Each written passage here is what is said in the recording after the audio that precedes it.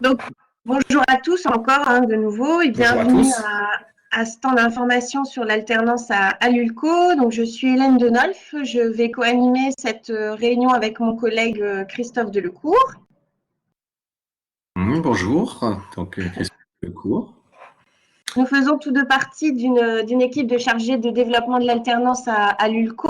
Notre rôle, c'est de vous accompagner sur votre projet d'alternance en formation pour l'année prochaine. Pourquoi avoir mis en place ces réunions d'information? Donc, nous avons pensé intéressant de proposer ces temps très ciblés pour répondre aux questions qui pourraient rester en suspens sur l'alternance. Quand je dis très ciblé, c'est des temps qui vont être très courts puisque la présentation va durer environ 10 minutes et ensuite nous passerons au chat. Donc, j'ai déjà écrit un petit message de bienvenue. Vous pouvez vous y exprimer librement et nous pourrons alors répondre à vos questions. Je tenais aussi à vous informer que la réunion va être enregistrée et podcastée sur la chaîne YouTube de l'ULCO. Autre point, j'insiste toujours sur ce point, je le répète à chaque début de réunion d'information. L'objectif, c'est de pouvoir répondre à vos questions en sachant que vous êtes tous à des niveaux d'information différents. Certains sont au tout début de la démarche et n'ont pas encore peut-être même candidaté au sein d'une formation. D'autres sont peut-être déjà en relation avec des entreprises. Donc, l'intérêt est là, c'est de profiter de l'expérience de chacun pour venir enrichir les échanges. Je tenais aussi à préciser que si vous êtes déjà en relation avec votre chargé de développement de l'alternance, il reste bien évidemment votre interlocuteur privilégié et toutes les informations qui vont être données aujourd'hui viennent en complément des informations que vous avez déjà pu recevoir. Je vais donc laisser la parole à Christophe. On va démarrer. Donc aujourd'hui, réunion autour des avantages de l'alternance. Donc, nous allons démarrer avec un premier point qui est toujours très sensible et qui suscite toujours beaucoup de questions. Donc, je laisse la parole à Christophe. Donc, au niveau des avantages de l'alternance, donc l'alternance regroupe deux types de contrats. Donc, vous avez le contrat de professionnalisation et le contrat d'apprentissage. Donc, il fut un temps où les différences étaient quand même assez sensibles. Actuellement, elles le sont beaucoup moins pour les stagiaires.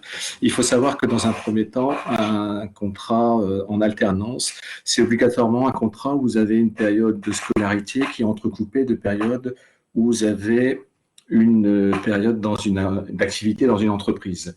Donc, dans les deux cas, vous êtes considéré comme salarié de l'entreprise à part entière. Et la différence entre les deux contrats, généralement, c'est, on va dire, l'entreprise qui va la faire par rapport à leur, on va dire, à leur service de ressources humaines. D'un point de vue, on va dire, plus stagiaire, l'avantage de l'apprentissage par rapport à un contrat de professionnalisation. Déjà, il y a l'âge sur lequel on peut le faire, qui n'est pas le même. Donc, c'est plus âgé pour un contrat, on va dire, en apprentissage. Et après, vous avez aussi, sur ces deux types de contrats, une différence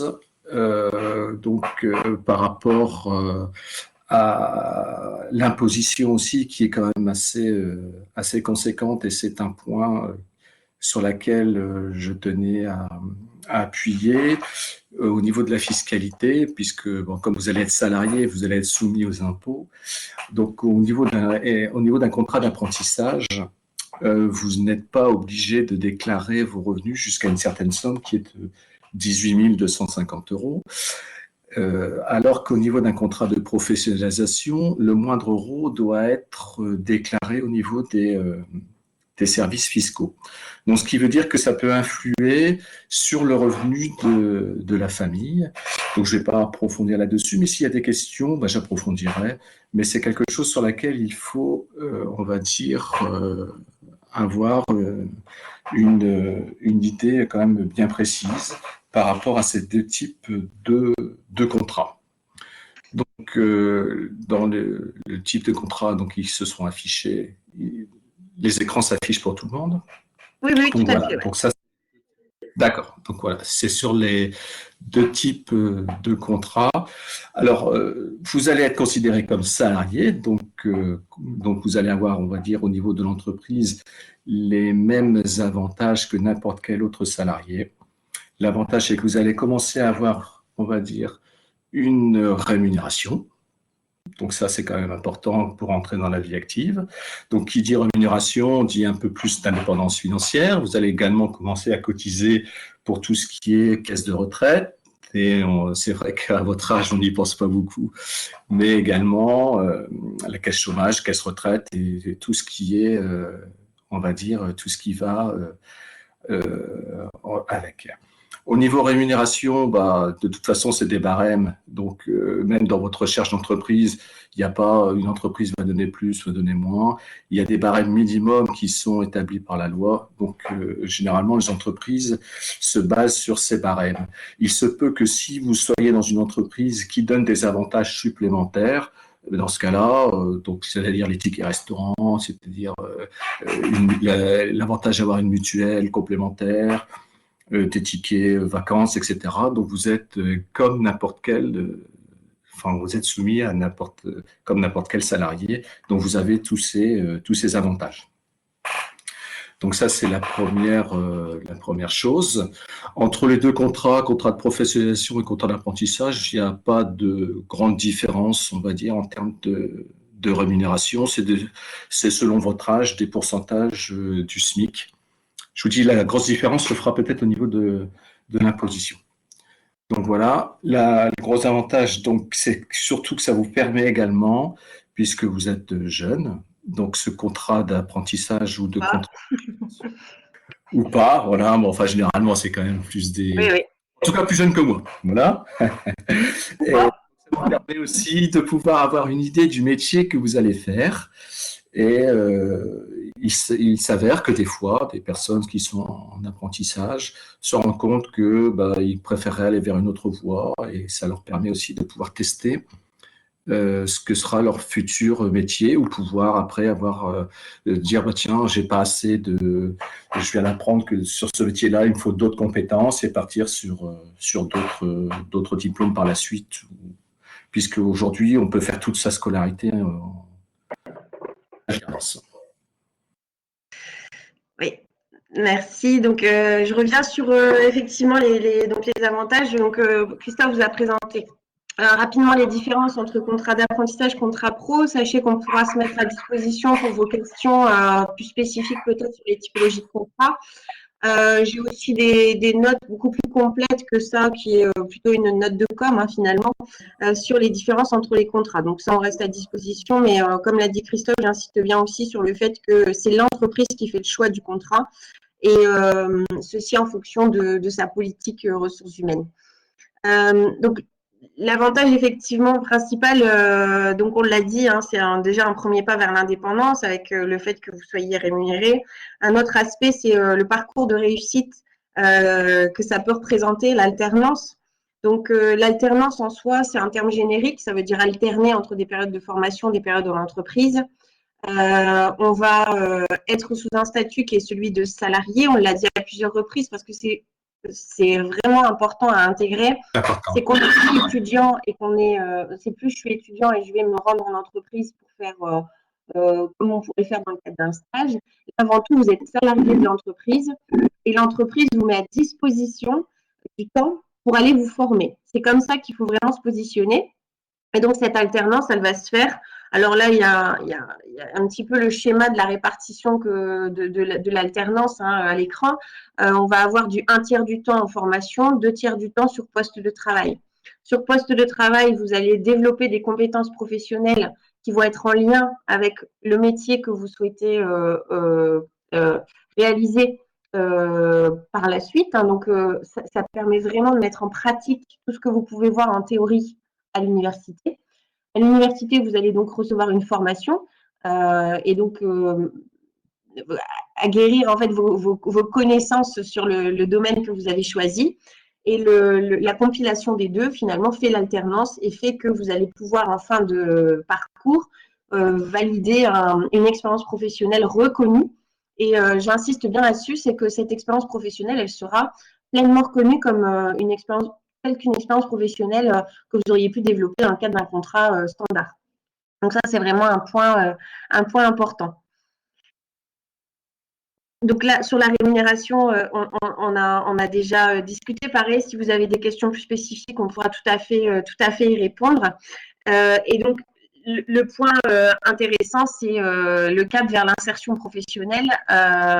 Ici, vous avez le taux d'insertion professionnelle à 6 mois de nos alternants, 97%. Donc, bon, ce taux, il est très alléchant quelque part et attractif, mais c'est aussi, voilà, faut le repositionner dans son contexte, pardon, c'est que c'est un taux qui est à 6 mois déjà, et si on doit le rapprocher du taux qu'on peut avoir en sortie de diplôme, on est à peu près à 50% de nos alternants qui sont embauchés dans leur structure d'accueil. Donc, ce sont 50% de nos alternants qui doivent se mettre à la recherche d'un emploi et dans le délai de 6 mois qui forcément aboutissent. Donc, l'insertion professionnelle, elle est très bonne en alternance, comme elle peut l'être aussi dans nos parcours de formation traditionnels. Il est vrai que l'enseignement supérieur permet une bonne insertion professionnelle, quoi qu'il arrive, mais on peut dire qu'il y a à peu près un delta de 20 points entre un taux d'insertion professionnelle en formation normale, on va dire, et par rapport à un taux d'insertion professionnelle pour les formations en alternance. Donc, comme c'est noté ici, objectif CDI, votre expérience professionnelle valorisée, votre diplôme valorisé, un réseau professionnel que vous allez commencer à constituer qui va permettre effectivement de vous insérer plus facilement sur le marché du donc, pour cette partie-là, bon, on en a terminé. N'hésitez pas à commencer à poser vos questions sur le chat. Donc, dans l'attente des premières questions, je vais projeter une nouvelle présentation qui porte sur les démarches pour candidater, comme je le fais sur chaque réunion. Je pense que c'est important de le rappeler. À partir du moment où vous avez un projet d'alternance à l'université, il faut vous positionner sur l'application de candidature en ligne, Pulco Candidat. Ça peut aussi être Parcoursup, c'est un peu tard, mais c'est la plateforme qui va vous permettre de déposer un dossier de candidature et donc qui va permettre aux responsables de formation de disposer de votre dossier pour pouvoir le valider. Un point important, c'est la validation pédagogique de votre dossier. Donc, vous l'avez bien compris, pour nous, la première des étapes, c'est bien de candidater dans la formation. C'est vraiment important. Il ne faut pas vous dire j'attends d'avoir mon contrat pour pouvoir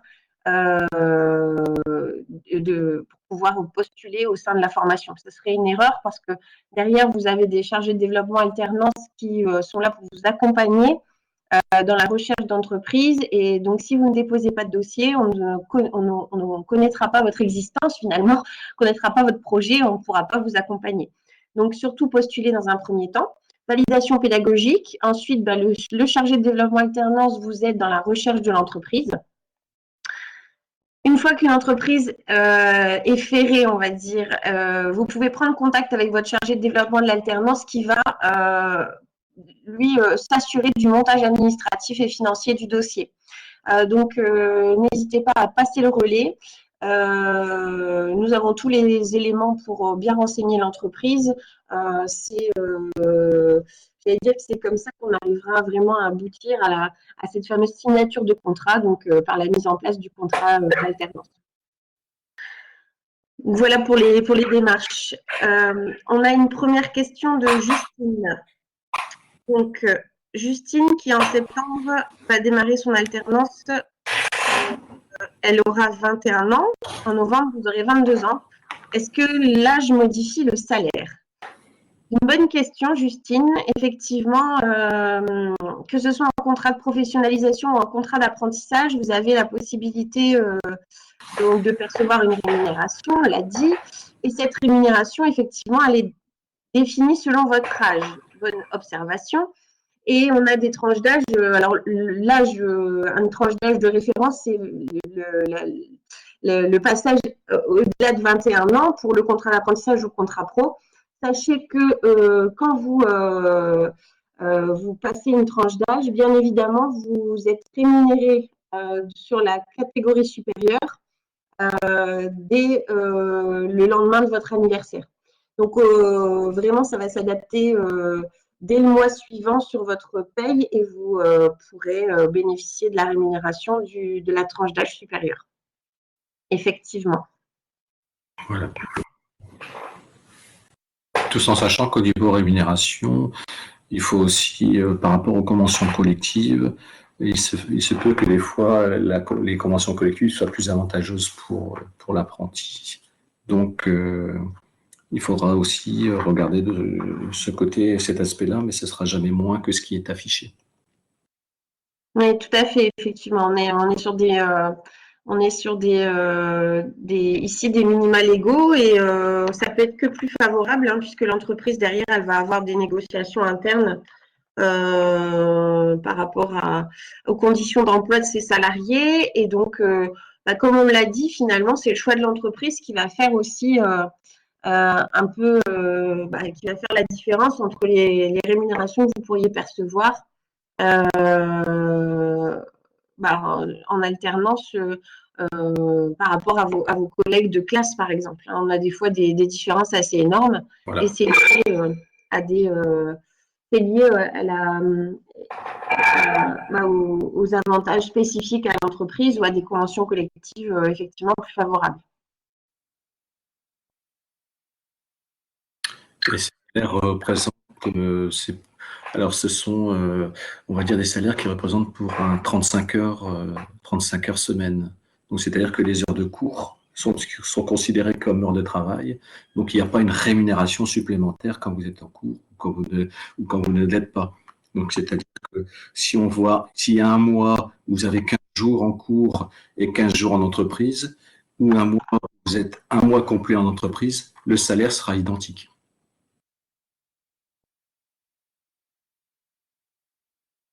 Oui, tout à fait. C'est vrai que je suis passée peut-être rapidement sur cette partie-là. On a sur l'alternance, en fait, un global qui correspond à un contrat de travail à temps plein.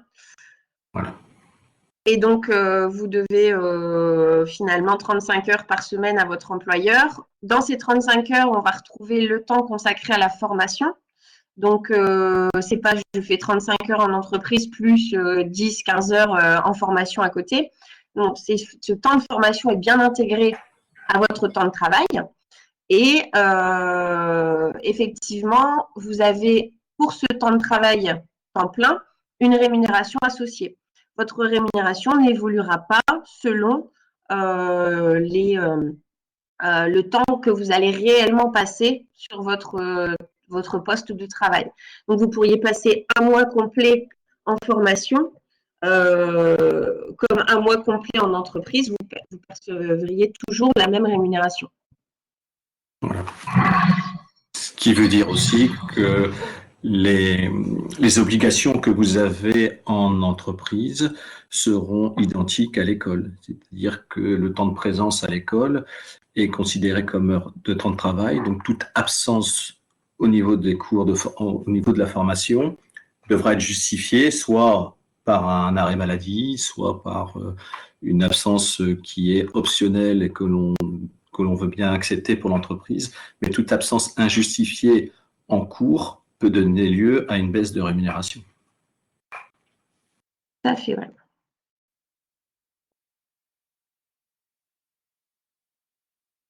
Mais avant tout, la rémunération, effectivement, c'est une chose, mais le gros avantage quand même de l'alternance, c'est que ça va pouvoir vous amener une expérience. Et tout à l'heure, on regardait les chiffres de l'insertion, et il est vrai que majoritairement, bon, les entreprises, ça leur permet aussi à eux de pouvoir tester quelqu'un et de pouvoir le former à leur pratique. Mais d'un autre côté, si jamais vous recherchez une entreprise hors où vous avez fait votre contrat, on va dire qu'à compétence égale, l'entreprise aura toujours tendance à privilégier un stagiaire qui a fait son cursus en alternance plutôt qu'un stagiaire qui l'a fait en formation classique.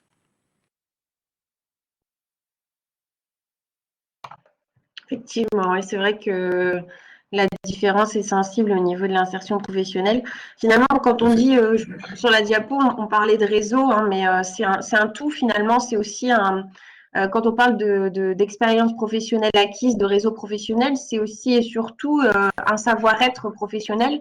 Un employeur, dès lors qu'il veut vous recruter, il cherche à se rassurer sur votre capacité à vous intégrer dans ses équipes et être compétent pour le job qu'il vous demande. Et les alternants, ils ont déjà les premiers codes, les premiers réflexes pour bien s'intégrer dans l'entreprise.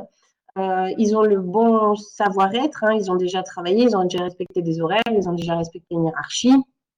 Si on est un petit peu plus, si on est sur des diplômes un petit peu plus élevés, on va dire type master, on va déjà peut-être avoir des expériences en termes de management, d'organisation, gestion de projet.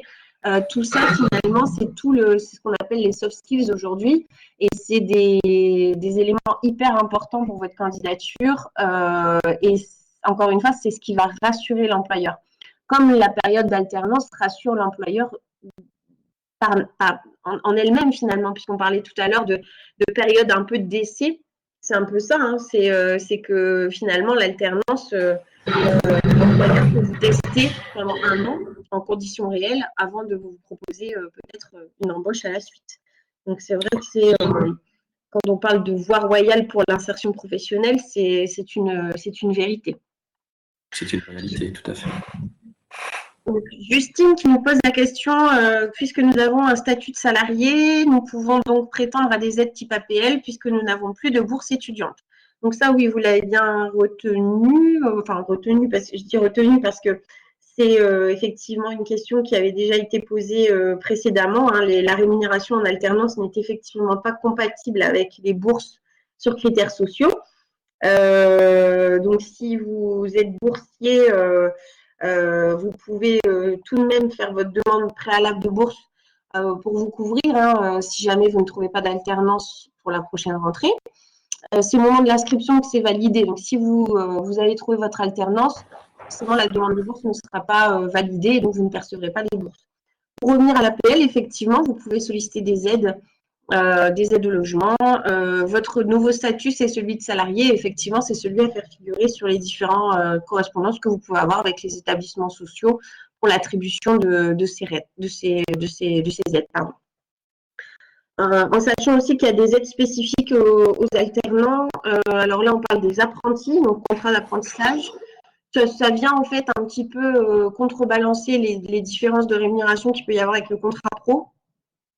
On a des aides régionales qui se mettent en place pour les apprentis, pour la restauration, le transport, l'hébergement. Et vous avez aussi droit à une aide qu'on appelle l'aide de premier équipement qui peut vous être versée une fois dans l'année hein, pour vous aider à vous, comme son nom l'indique, à vous équiper pour bien suivre votre formation.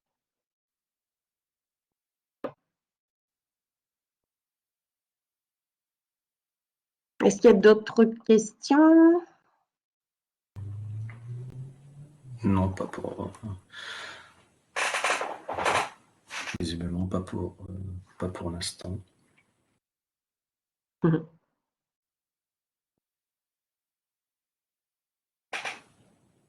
Après, sur les aides, c'est vrai que c'est en temps voulu qu'on pourra vous renseigner dessus, en fonction aussi de votre statut, parce que selon les types de contrats, les aides peuvent être différentes. Donc, il ne faut pas hésiter à. En tout cas, on pourra vous en faire part dès lors que les situations se présentent. Voilà. Et puis, pour revenir sur la différence contrat de professionnalisation et contrat d'apprentissage, en apprentissage, puisque bon, on doit quand même justifier d'impôts jusqu'à une certaine somme qui est. Donc, j'ai regardé les derniers montants. Au-dessus, vous ne devez déclarer que au-dessus de 18 250. C'est-à-dire que la majorité des apprentis sont en dessous. Donc, ça ne va pas influer sur les aides que vous pourriez avoir par rapport à votre rémunération.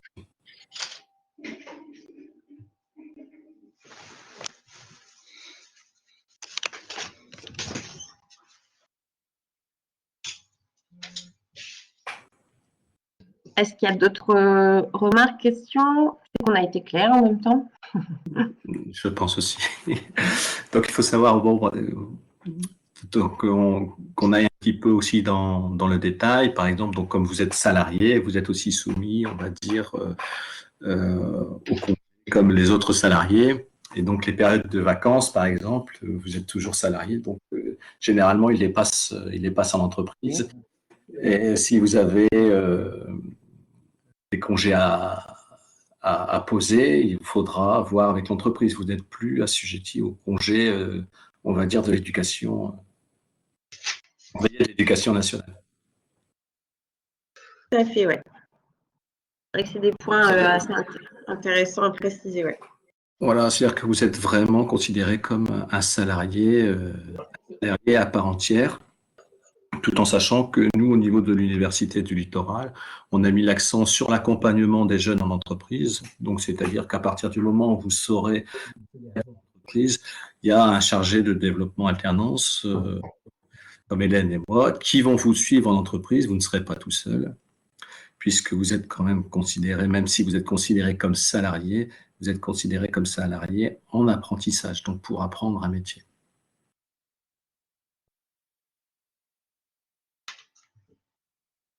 Je dois poser des questions annexes à la conférence le mardi de l'alternance, par exemple. Pas de souci. Oui, alors on a mis des thèmes pour essayer de cadrer, pour ne pas faire des réunions de 3 heures, mais vous pouvez tout à fait poser vos questions.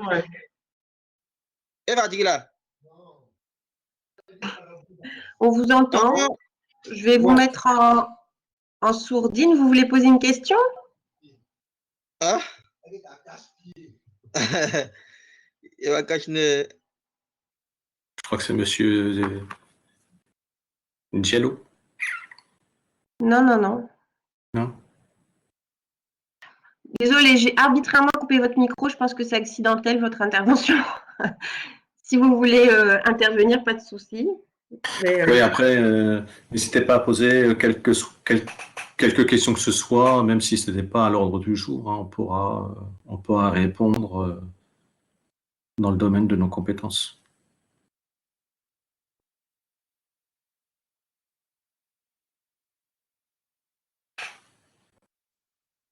Donc, je vois qu'il y en a qui sont en train de... Oui, maman dit, c'est pas vous, ouais, effectivement. Toutes mes excuses. Donc, nous avons reçu le mail. Je trouve ça top. Bah oui, super, hein, c'est vrai que c'est top. Nous y déposons donc uniquement notre CV. Les recruteurs vont se fier à cela ou notre lettre de motivation sera demandée. Alors, effectivement, alors pour que tout le monde comprenne, hein, c'est vrai que pour ceux qui sont déjà un petit peu plus avancés dans la démarche de recherche d'entreprise et donc qui ont déjà été validés par nos équipes pédagogiques, hein, donc ceux qui ne sont pas encore à ce stade-là, forcément, vous ne pouvez pas être informés. Donc, nous avons organisé cette année un événement qu'on appelle le Mardi de l'alternance. Alors, le Mardi de l'alternance, c'est un événement qui a lieu tous les ans depuis maintenant 3 ans, c'est assez récent. Mais l'objectif de cet événement, à la base, c'est de se faire rencontrer les entreprises en recherche de candidats et les candidats à l'alternance de l'ULCO.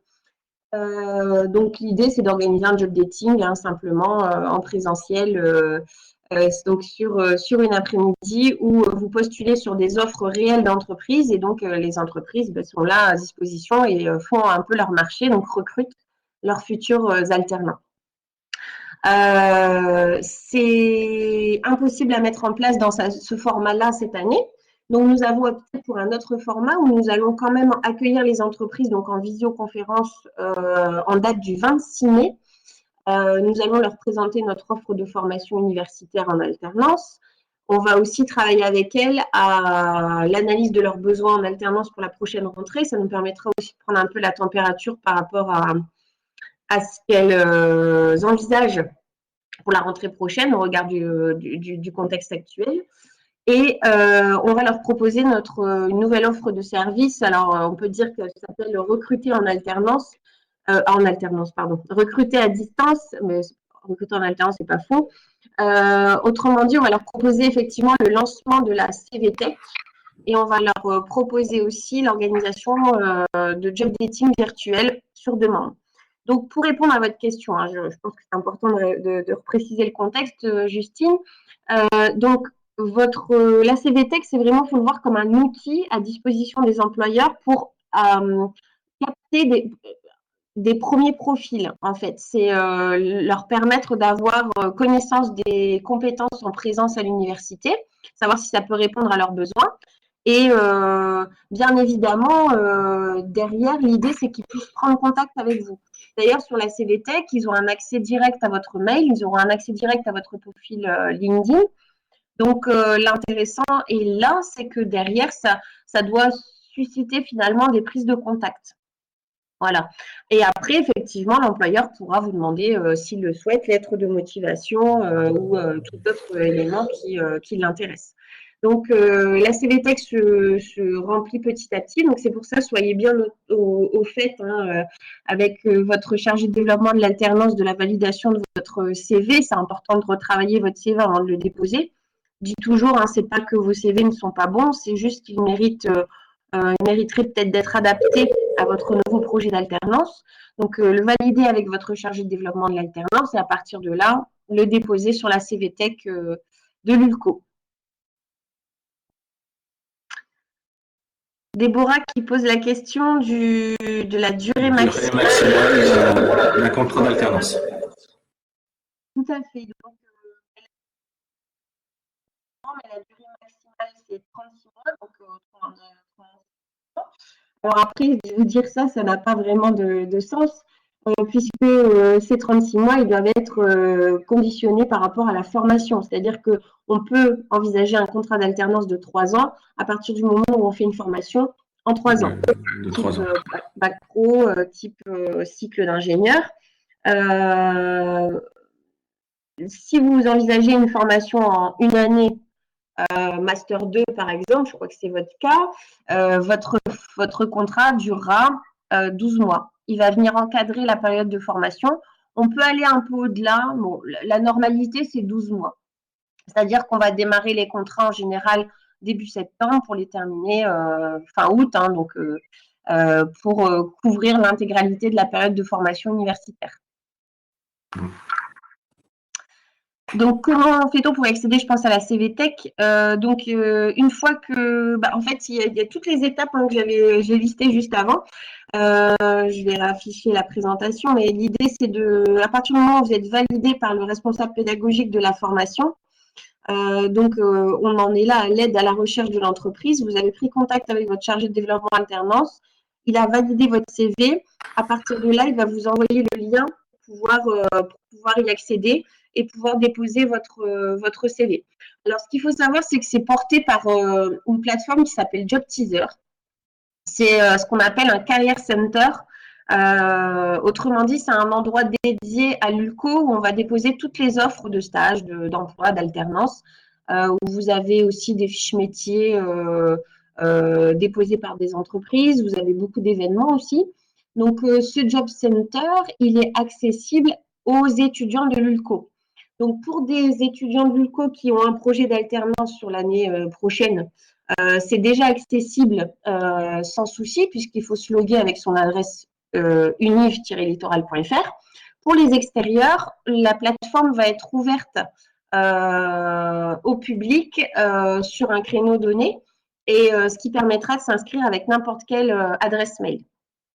Et ça, c'est votre chargé de développement de l'alternance qui va aussi vous transmettre la période. Magali, si vous pouvez juste me noter la formation que vous visez, comme ça ça me donnera toutes les infos nécessaires.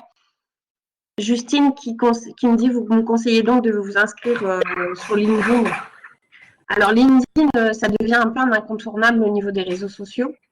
On a Facebook. Alors Facebook, il est assez efficace sur de la diffusion d'offres, beaucoup moins sur la diffusion de profils, promotion de profils. Mais LinkedIn, oui, c'est le réseau social professionnel par excellence.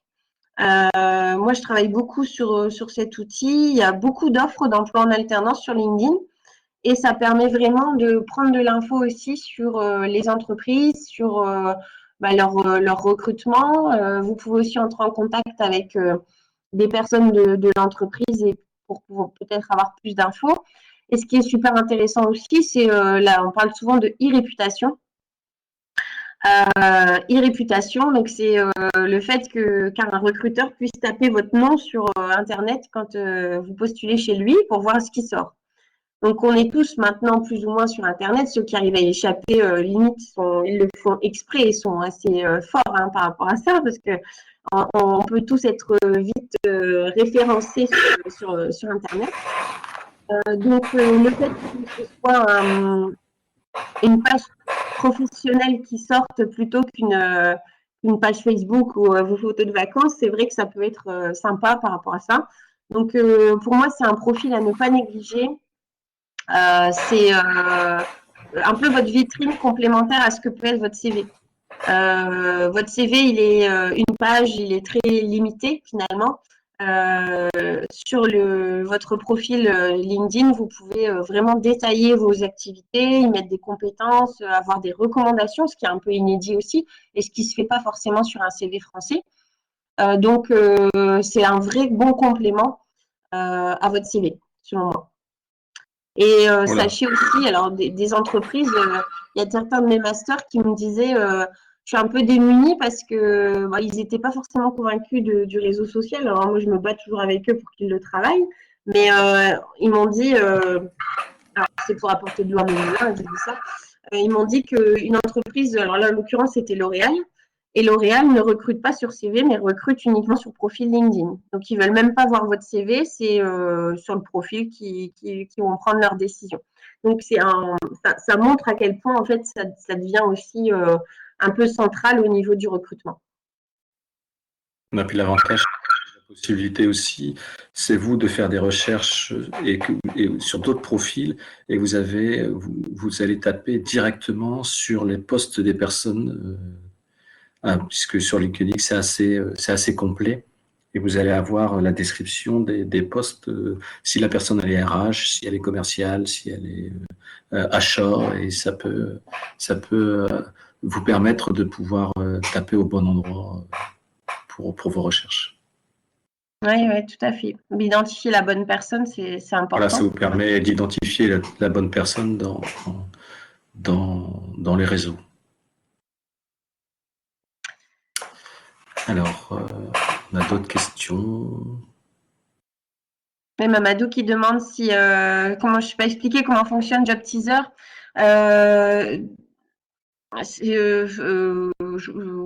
Oui, je vois pas ce que je pourrais expliquer, mais l'idée c'est vraiment d'avoir en visuel. L'idée c'est d'avoir vraiment un CV Tech, et la CV Tech derrière, elle va référencer tous les CV des candidats à l'alternance à l'ULCO, et l'entreprise ensuite elle sera invitée à venir la consulter. Et en regardant, en ayant face à elle cette CV Tech, elle pourra faire des tris. Alors, on parle souvent des mots-clés dans les CV. Alors, je ne sais pas si ça en est venu à vos oreilles, si vous avez pu déjà lire des articles là-dessus. Mais aujourd'hui, on a de plus en plus de CV aussi qui sont triés informatiquement, c'est-à-dire que c'est pas un RH derrière qui trie les CV, mais ça va être une application, on va dire un robot en fait. Donc, et qui va venir trier selon des mots-clés. C'est un peu le même système au niveau du moteur de recherche sur Job Teaser, c'est-à-dire que vous allez avoir des mots-clés à taper pour pouvoir faire ressortir des CV. Et donc, l'important est justement, quand je disais tout à l'heure, de bien travailler votre CV avec votre chargé de développement alternance. Il est là parce que les bons mots-clés doivent apparaître par rapport à votre secteur d'activité, par rapport au métier que vous visez, pour ressortir.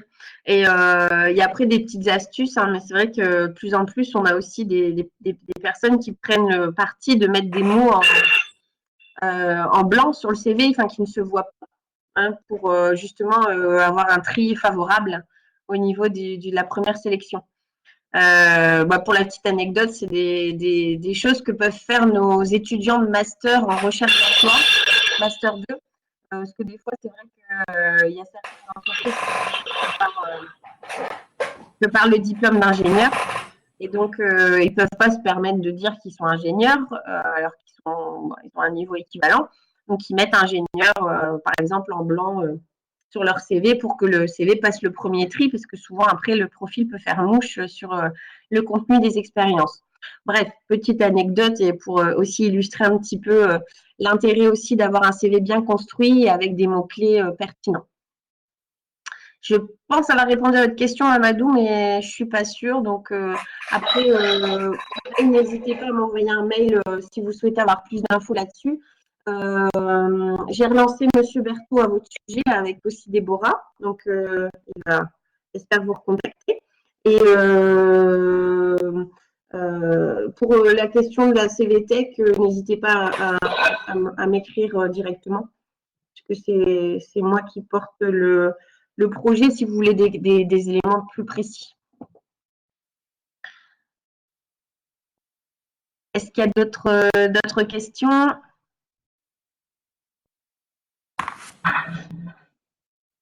Visiblement. Non, ça a l'air d'aller. Très bien. Donc, pardon? Non, je n'hésitais pas, même si c'est une question sur un point de détail, profitez.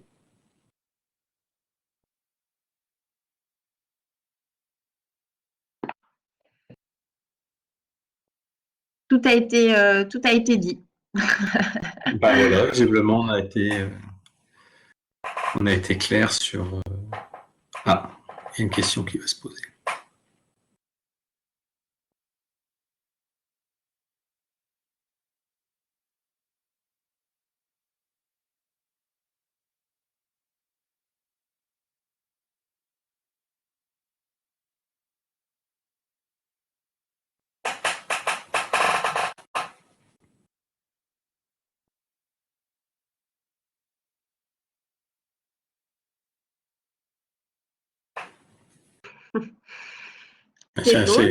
Ils sont en train d'écrire des articles. Là. Et pour revenir sur les réseaux sociaux, n'hésitez pas, il faut que vous alliez sur tous les moyens possibles pour pouvoir, on va dire, vous faire connaître et avoir le maximum d'infos sur les entreprises. Oui, c'est vrai que ça va être l'objet de la prochaine réunion, effectivement, prochaine réunion qui va porter sur l'aide à la recherche de l'entreprise, où on va vous donner les premiers conseils justement pour pouvoir orienter au mieux votre ciblage, vos recherches. Donc, le thème des réseaux sociaux va être forcément abordé, d'autant plus dans la période actuelle où il y a beaucoup de choses qui se font à distance. Les entreprises sont en train aussi de s'adapter pour recruter aussi différemment. Donc, c'est vrai que c'est devenu un peu un outil incontournable dans la recherche d'emploi tout court, pas forcément que de l'alternance, même aussi je pense que vous avez pu l'éprouver sur votre recherche de stage.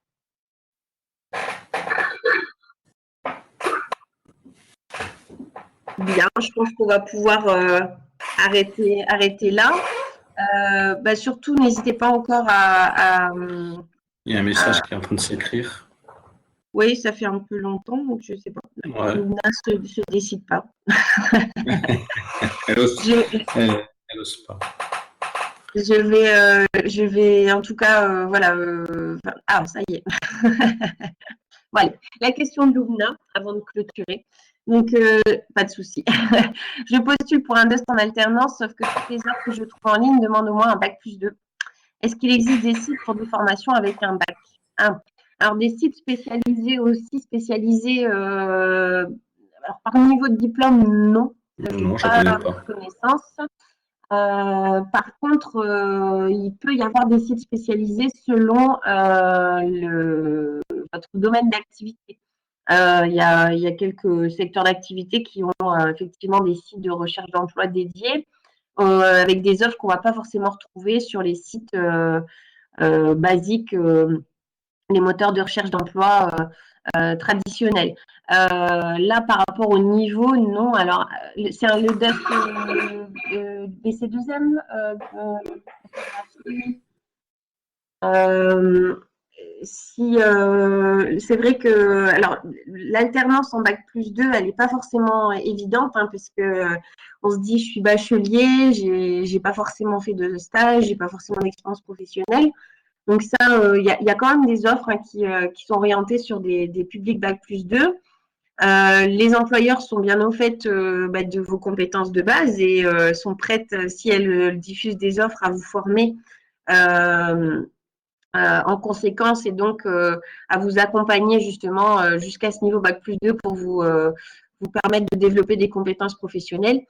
Il y a peut-être moins d'offres. Après, faut pas hésiter aussi à envisager dans ce cas-là aussi des candidatures spontanées pour venir en complément du manque d'offres qui peut y avoir. En tout cas, Lumna, ce que je peux vous conseiller, c'est de prendre contact encore une fois avec votre chargé de développement alternance qui pourra vous guider. Lui, il va avoir la connaissance en fait des sites vers lesquels vous vous orientez. Et pour ça que je vous demandais la formation, parce que c'est vrai que selon la formation, selon votre secteur géographique aussi, on arrive quand même à trouver des offres. On parlera de ça jeudi, mais pas hésiter aussi à vous créer des alertes sur les sites de recherche d'emploi. Le site de référence, c'est Indeed. Il permet vraiment d'avoir une bonne sélection des offres qui paraissent sur Internet au quotidien. Après, c'est vrai que c'est aussi une période perturbée, il ne faut pas l'oublier. Donc, voilà, après, c'est vraiment compléter ces efforts-là avec les candidatures spontanées, les relations aussi personnelles que vous pouvez avoir pour essayer de toujours avoir des pistes d'entreprise à contacter.